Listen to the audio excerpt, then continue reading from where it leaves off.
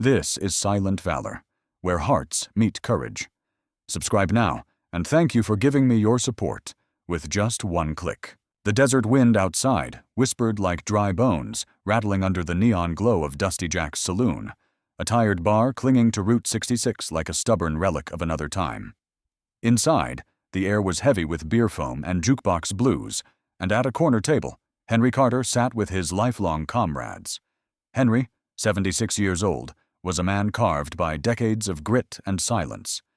His shoulders were broad once, now slightly stooped, but the set of his jaw carried the stubbornness of someone who had fought more battles than he ever admitted aloud. His silver hair was cropped close, his face deeply lined, and his piercing blue eyes betrayed both exhaustion and defiance. The Korean War had left him with scars that ached every winter and memories that never softened, but it had also given him an iron spirit that refused to yield. Next to him was Walter Hayes, tall even in his old age, his frame wiry and angular. Walter had once been the diplomat of the group, a schoolteacher after the war, a man with a voice that soothed troubled waters. His thinning gray hair was brushed back neatly, his glasses balanced on a nose that had been broken long ago by a baseball bat in his youth. He smiled more often than Henry, but tonight that smile faltered under the rising tension in the room. Across the table, Sam Fletcher, short and stout, nursed a single bottle. His hands, swollen by arthritis, trembled slightly as he adjusted his veteran's cap. Sam had always been the storyteller, the one who filled silence with laughter. But tonight he stared at the bikers with a heavy unease, his humor muted. At the far corner sat Joe Ramirez, the quietest of them all. Joe's skin was weathered bronze, his hair still thick and black streaked with gray, his mustache trimmed sharp. He rarely spoke, but when he did, it was with a voice edged like steel. Vietnam had taken his brother, and ever since Joe carried his grief like a locked chest deep inside. The door had opened half an hour earlier, letting in a draft of night air and 6 strangers clad in leather. Their patches read Iron Reaper MC, not locals, just men passing through, looking for trouble. The leader was called Blade, a massive figure with arms like tree trunks and a gut straining against his vest. His bald head gleamed under the bar lights, and across his skull and cheek stretched a jagged scar, the aftermath of a knife fight that had nearly killed him a decade earlier. His eyes were small, mean, restless. On his fist, inked into skin, was a grinning skull. Blade was the kind of man who lived off intimidation, feeding on fear like a wolf starved too long. He laughed too loudly, drank too heavily, and treated respect as weakness. When Blade noticed Henry's cap, embroidered with Korean War veteran, he grinned like a hyena. "Hey, Grandpa," he sneered, swaggering toward the table, his boots thudding against the wooden floor. "That hat says Korea. What were you, huh? Baby killer? Or just some old fool who cleaned latrines?" The bar fell silent. Henry met his eyes, steady and unflinching, though a storm churned in his chest. Rage mixed with humiliation, but more than that was sorrow. Sorrow that the service he and his brothers had given was mocked by a man who had never seen real combat. Walter whispered, "Let it go, Henry. He's not worth it." But Henry's pride, sharpened by years of being forgotten, refused to bow.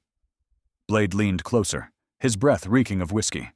He poured his drink slowly, deliberately, over Walter's photographs, pictures of his grandchildren. "Oops," Blade chuckled. Something snapped inside Henry then. He rose, his back aching, but his spirit burning, his voice low. "You need to walk away."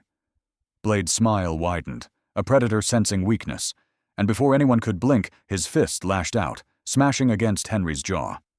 The old soldier collapsed to the sticky floor, blood spilling from his split lip, his cap tumbling into the pool of beer. Around them, the bar froze. Walter's hands shook. Sam gasped. Joe's eyes narrowed into dark slits. Blade loomed above, ready to strike again, until the faint buzz of a phone vibrated in Sam's pocket. Sam's phone buzzed against his leg as Henry lay bleeding on the sticky floorboards. The jukebox, still humming an old country tune, no one was listening to anymore.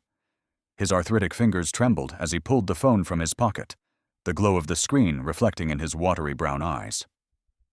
Sam had always been slow with technology, his grandchildren teasing him for texting with one finger, but tonight he moved with surprising certainty. Years ago, the four old friends had agreed on a single code, a lifeline if trouble ever found them again. Sam typed the words without hesitation. Eagle's Call, Dusty Jack's Saloon. His thumb pressed send, and he slipped the phone back into his jacket, exhaling shakily, praying the signal would carry fast enough to bring help before more blood was spilled. Blade towered over Henry, his fist clenched, ready to strike again, while the other bikers fanned out around the veterans' table like vultures circling carrion. One of them, a lanky man with greasy blonde hair and hollow cheeks, chuckled and kicked at Henry's fallen cap. His name, embroidered across his leather vest, read Spider, and he looked every bit of it, thin, twitchy, and eager to sink venom. Beside him loomed Tank, a brute with a shaved head, arms as thick as hams, and tattoos crawling up his neck. Tank had the dull eyes of a man who did his thinking with his fists, and right now those fists were flexing hungrily. The others hung back, laughing nervously, emboldened by Blade's violence, but wary of the tension that clung to the room. The bartender, a young man named Caleb, no older than 25, stood frozen behind the counter. He had a boyish face, freckled by sun, his red hair messy under a ball cap. Caleb had joined the bar staff only months ago after leaving college, still carrying a certain innocence in his nervous glances. His hand hovered near the landline phone, but his gut told him the police wouldn't make it in time. Fear crept across his expression as he debated whether to intervene or stay hidden. Walter bent to help Henry, his voice a whisper trembling with urgency. "Hold on, Hank. Just breathe. Help's coming." Joe remained still, his dark eyes locked on Blade, his jaw set like stone, but inside him a fire burned. Memories of his brother's coffin draped in a flag, of bullies who had mistaken grief for weakness. Joe's silence was not cowardice. It was calculation. Blade smirked at their stillness, mistaking it for defeat. "What's the matter, old men?" he sneered, his voice loud enough to rattle glasses on the shelves. "Thought war made you tough. You're nothing but relics." His men chuckled, but even Spider shifted uneasily, sensing something unspoken in the veteran's steady gaze. None of the bikers noticed Sam glance at his watch. 17 minutes left, he thought, heart pounding. 17 minutes until that message reached those who would come. And in that narrow gap of time, anything could happen. Blade raised his fist once more, aiming to finish what he had started, when the sound of tires screeched outside, rubber burning against gravel, headlights flashing through the saloon's windows like sudden lightning. The screech of tires faded outside, but the tension inside Dusty Jack's only thickened. Blade stood over Henry's crumpled form, smirking with cruel satisfaction, while his gang formed a jagged circle around the battered veteran's table. Walter, shaking but determined, reached into his jacket and pulled out an old, worn leather album. The pages were filled with photographs, his life's treasures, pictures of children and grandchildren, moments of joy far removed from blood and battle. He placed the album gently on the table, hoping it might serve as a shield of dignity. "There's no need for this," Walter said, his voice calm, his thin frame straightening like a teacher confronting unruly students. "Take your drinks and move along. We're not here for trouble." Blade's grin stretched wider. He grabbed a half-empty beer glass from Spider's hand and deliberately tilted it over Walter's open album. The amber liquid spilled across the photographs, soaking the faces of smiling children. Walter gasped, his hands trembling as he tried to salvage the pages. The bar seemed to hold its breath. Joe, who had sat in silence until now, finally rose to his feet. His broad shoulders tensed under a faded army jacket, his mustache bristling as his jaw clenched.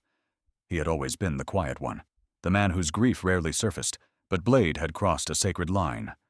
Joe's voice, low and steady like the rattle of distant thunder, cut through the smoky air. "You just touched the most sacred thing a soldier carries, family." His words struck harder than any fist. Spider laughed nervously, shifting his weight, but even Tank frowned at the gravity of Joe's tone. Across the room, Caleb froze behind the bar, eyes darting between the bikers and the veterans. He wanted to help, but fear anchored him. He thought of his own father, a Gulf War veteran, now in a wheelchair, and shame prickled his skin as he realized he might be watching men like his father fall without lifting a hand. Sam, still seated, clenched his fists despite the pain in his arthritic knuckles. His mind raced back to nights in the jungle, when the enemy had surrounded them and survival seemed impossible. He whispered, almost to himself, "We've been outnumbered before." The bikers chuckled, 6 against 4, confident in their youth and size. Blade stepped closer, his scar catching the neon light, his eyes narrowing at Joe. "You think you old men scare me? You're done. The world's moved on. Nobody cares about your wars." Joe didn't flinch. Instead, he reached down, lifted Henry's fallen cap from the floor, and placed it back on his friend's head with deliberate care. Then he raised his eyes, dark and unwavering, to Blade. "Maybe the world forgot," Joe said. "But we didn't. And we're not done yet." For the first time, uncertainty flickered in Blade's eyes. The room pulsed with silence, every patron watching, waiting. Then, from outside, the slam of a car door echoed like a gunshot, followed by heavy boots striking gravel. Approaching, steady, purposeful. The heavy slam of a car door and the crunch of boots on gravel drew every eye to the entrance of Dusty Jack's. The neon sign above the saloon flickered, casting a pale red glow on the wooden door just as it swung open. Silence fell like a curtain. In the doorway stood David Hayes, tall and broad-shouldered, his frame carved from years of ranger training. At 28, his youth was tempered by the sharp discipline in his steel-gray eyes. He had his grandfather Walter's stubborn chin, but the scars of Afghanistan etched deeper lines of experience than his age should allow. A faint scar ran from his temple to his cheekbone, a reminder of an IED blast that had taken 3 of his comrades and left him with survivor's guilt that never loosened its grip. David stepped in, followed by 4 soldiers. First was Marcus Lee, a wiry man of Korean descent, his black hair cut short, his posture rigid. Marcus had grown up the son of immigrants who worked double shifts in diners and factories, and he carried their sacrifice like armor. His movements were precise, eyes scanning the bar with the alertness of a sniper. Next came Ethan Brooks, tall and lean, his sandy hair cropped close, a grin tugging at the corners of his mouth even in tense moments. Ethan had always been the joker of the unit, using humor to mask the memory of a younger brother lost to opioids back home. His lightheartedness often hid a temper that snapped like dry tinder when family was threatened. Behind him walked Luis Ortega, thick-set and square-jawed, his dark skin gleaming under the bar's lights. A former football player turned infantryman, Luis had traded stadium cheers for the silence of night patrols. Despite his size, his eyes were kind, always looking for ways to protect rather than harm. And finally, there was Clara Mitchell, the only woman among them, her auburn hair tied tightly under her cap, freckles dusting her pale skin. Clara's green eyes were fierce, her presence commanding. She had once been a medic, the one who refused to let her platoon bleed out, even under fire. Her calm in chaos had saved David's life once in Kandahar, and their bond was forged in blood. Together, the 5 young soldiers moved into the saloon, without weapons, but with the unmistakable aura of authority. Every step was measured, their boots striking the floorboards like a drumbeat. The bikers shifted uneasily, their swagger dimming under the weight of disciplined eyes. Blade sneered, but took half a step back, almost unconsciously. David's gaze locked onto him, steady and unyielding. He pointed directly at the hulking biker. "That man on the floor," David's voice was low but thunderous in the silence, "saved my father's life on a ridge in Korea. Touch him again, and you're touching all of us, past and present." A ripple moved through the bar, a mix of fear and awe. Caleb the bartender swallowed hard, his freckled face pale, realizing for the first time what true power looked like. Walter sat straighter, pride swelling in his chest at the sight of his grandson. Henry, bloodied but conscious, lifted his chin ever so slightly, his eyes shimmering with something that looked like hope. Blade clenched his fists, his jaw tightening, but behind him Spider whispered nervously, "Boss, maybe we should—" He never finished. From outside, another engine roared to life, followed by headlights sweeping the saloon's windows. More vehicles, more boots. The night was far from over. Engines rumbled outside, like distant thunder rolling closer, and then the saloon's door swung wide again. The night air spilled in, carrying the sharp scent of exhaust and dust. One by one, uniforms filled the threshold. Marines in desert camo, sailors in dark blues, and airmen with crisp flight jackets. Their boots struck the wooden floor with measured force, their bodies radiating the kind of calm that only comes from training under fire. Dusty Jack's Saloon, once just another roadside bar, now looked like the staging ground of a battlefield. At the head of the new arrivals was Captain Elizabeth Morgan, Joe's granddaughter. She was tall, nearly 6 feet, with an athletic frame built from years of service. Her black hair was pulled into a tight bun, and her brown skin glowed under the buzzing neon light. Her hazel eyes were sharp, commanding, yet softened when they flicked toward Joe. A scar traced the edge of her right forearm, a reminder of shrapnel from a convoy ambush in Iraq. It had not dimmed her strength, only deepened the steel in her voice. "We didn't call the police," she said, stepping forward, her boots echoing across the silent room. "We called family." Behind her stood a mix of men and women. Sergeant Cole Bennett, a Marine with a shaved head and thick beard, loomed like a wall of muscle. He had the look of someone who had wrestled with demons far beyond combat, years battling alcoholism after losing his wife in a car crash. But tonight, his eyes were clear, his purpose undeniable. Beside him moved Lieutenant Hannah Green, an Air Force officer with blonde hair tucked beneath a cap, her slender frame taut with restrained energy. Her pale green eyes scanned the room like radar, precise and calculating. She had been a fighter pilot, known for steady nerves and lightning reflexes, but here her presence was quiet strength. Further back, Petty Officer James "Jimmy" Holt, a Navy mechanic in oil-stained overalls, carried himself with ease. His calloused hands and tired blue eyes belonged to a man used to fixing engines under pressure, but the set of his jaw revealed fierce loyalty. Though he wasn't combat deployed like the others, his willingness to stand here spoke volumes. The bikers faltered, shifting uncomfortably as the room swelled with uniforms. What had begun as 6 against 4 had shifted into a tide of trained warriors. Even Blade's bravado wavered, though he masked it with a sneer. He glanced at Spider and Tank, but they avoided his gaze. Walter lifted his head with pride as he watched his grandson David stand shoulder to shoulder with Marines and sailors. Sam whispered hoarsely, "It's like the old days, only different uniforms." Joe's chest swelled as Captain Morgan placed a hand briefly on his shoulder, a silent vow that his sacrifice was never forgotten. The bar was no longer a saloon. It had transformed into a fortress built not of bricks, but of loyalty, bloodlines, and memory. The veterans sat straighter, their pain momentarily eased by the sight of so many willing to stand for them. Then, just as the tension seemed ready to break, the front door slammed again, harder this time. A figure stepped inside, not in uniform, but in a leather jacket marked with rank patches from another life. The murmurs silenced instantly, for this was no stranger. The door slammed shut behind the figure in the leather jacket, and for a moment, every soldier and biker froze. The man walked with a heavy limp, his boots thudding unevenly against the floorboards, but his presence carried a weight beyond the room itself. He removed his jacket hood, revealing a weathered face framed by streaks of gray hair. His eyes, dark and steady, belonged to someone who had commanded men in life-or-death moments. This was Jack "Iron Hand" Collins, the owner of Dusty Jack's Saloon. At 65, his broad shoulders and barrel chest hinted at the Marine he once had been.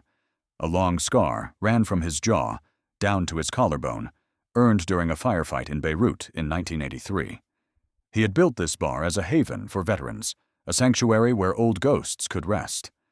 Tonight, those ghosts stirred again. Collins carried no weapon, only a smartphone in his calloused hand. He raised it high, showing the glowing screen to all. "I have video," he said, his voice gravelly but strong, the voice of a man used to barking orders over chaos. The footage clearly showed Blade striking Henry, Walter's photographs soaked under beer, and the bikers circling like predators. A hush fell over the room. "Normally," Collins continued, "I'd call the sheriff, let the law handle it, but family came first tonight." His eyes turned toward Captain Elizabeth Morgan, who stepped beside him, her posture crisp, her hazel eyes blazing with command. Morgan addressed Blade, her voice slicing through the smoky air. "You have 2 choices. 1, you apologize, you pay for Henry's medical care, you replace those photographs, and tomorrow you spend the day volunteering at the VA hospital. Or 2, You walk out of here in handcuffs when the sheriff sees this video." Her words rang with the weight of certainty, not threat. Blade, towering and brutish, opened his mouth to protest, but the numbers pressed against him like a wall. Around him, Marines and Rangers, sailors and airmen stood silent, their discipline more intimidating than shouted threats. Spider tugged at his sleeve nervously. Tank shifted his bulk, his bravado evaporating. For the first time, Blade's small eyes flickered with doubt. Henry, still bleeding but upright in his chair, met Blade's gaze with quiet strength. Walter clutched his soaked album. Sam's fists trembled, and Joe stood like stone, waiting for justice. Collins took a step forward, his limp more pronounced, his stare unwavering. "Choose carefully," he growled. The fight drained from Blade's face. He looked down at Henry, then Walter, his voice dropping to a grudging murmur. "Sorry. For the lip and the photos." The words were thin, but they carried the first crack in his arrogance. Collins gave a slow nod. "Good. Tomorrow, the VA. You'll learn what real sacrifice looks like." Blade clenched his jaw, rage boiling under his skin, but he said nothing more. He motioned to Spider and Tank and the bikers, began edging toward the exit, silent for the first time that night. The soldiers did not move, their wall of presence forcing the gang to shrink as they passed. But just as Blade reached the door, Collins's phone buzzed again. His brows furrowed as he read the message, his face hardening into something grimmer than before. He slipped the phone into his pocket, turned to Captain Morgan, and said quietly, "We may have a bigger problem than this." The room was still heavy from Collins's words when the bikers finally disappeared into the night, their engines fading down the highway like retreating thunder. Inside Dusty Jack's, the silence broke not with fear, but with laughter, soft at first, then louder, freer, as the weight of danger lifted. Collins slipped his phone back into his pocket, keeping the troubling message to himself for the night. He looked around the saloon, his scar catching the glow of the neon sign, and let out a rough chuckle. "Guess we turned this place into a war council," he muttered. Henry, jaw swollen and lip split, raised his beer with trembling but steady hands. "To those who fell," he said, his voice gravel but rich with reverence, "and to the bond that never breaks." His blue eyes, once filled with sorrow, now glistened with pride. Walter clutched his album, the pages drying under napkins, and smiled at his grandson David, with tears threatening to spill. Sam leaned back, his aching hands no longer trembling, his laughter returning as he told a half-finished story from decades ago. Joe, stoic as ever, allowed a rare smile when Captain Elizabeth Morgan clinked glasses with him, her presence a living testament to the legacy he carried. Around them, the young soldiers mingled with the old. Marcus Lee compared training drills with Walter. Ethan Brooks cracked jokes that even coaxed a laugh from the stern. Joe, Luis Ortega arm-wrestled a Marine sergeant to roars of approval, and Clara Mitchell checked Henry's pulse with gentle precision, slipping back into her medic instincts. Caleb, the young bartender, finally breathed easy. His freckles flushed pink as he poured rounds for every uniform in the room, whispering to himself that he would call his father tomorrow. Tell him that he'd witnessed courage firsthand, and that he was proud to be the son of a veteran. As the hours stretched, more faces entered, not in uniforms but carrying the same spirit. Martha Collins, Jack's wife, appeared from the back hallway with her silver hair tied in a loose braid. She was slender, her lined face kind, but firm, the kind of woman who had kept the bar running while her husband battled his memories. She carried a tray of sandwiches, her warm smile a balm against the night's violence. "If you're going to plan battles," she said dryly, "at least do it with food." The laughter that followed shook the walls. Outside, Route 66 lay under a blanket of stars, the old highway humming with the promise of endless miles. Inside, the saloon transformed into a rare reunion. Stories spilled across generations, jungles of Vietnam, deserts of Iraq, mountains of Afghanistan. Each tale, each scar, became part of a greater tapestry. The air filled with toasts, songs half remembered, and the sound of boots tapping to jukebox tunes. By midnight, Henry lifted his glass once more. "For those gone," he said, voice cracking, "and for us, still standing. A soldier may age, but loyalty never does." The cheer that rose shook the rafters. On that night, under the neon of Route 66, old warriors and young soldiers became one family. And for the first time in years, Henry Carter believed that the Brotherhood would outlive even time itself. The night at Dusty Jack's was more than a clash in a roadside saloon. It reminded us that loyalty, gratitude, and brotherhood never grow old, no matter how many years pass. In our everyday lives, we may not face battles on distant fields, but we all need a circle of trust, a hand to lean on, and a voice that reminds us we are not alone. Sometimes, the smallest act of kindness is the strongest armor a person can wear. Thank you for watching until the end. I wish you and your loved ones health, peace, and joy. If this story touched you, please share it, leave a comment, and don't forget to subscribe for more inspiring stories.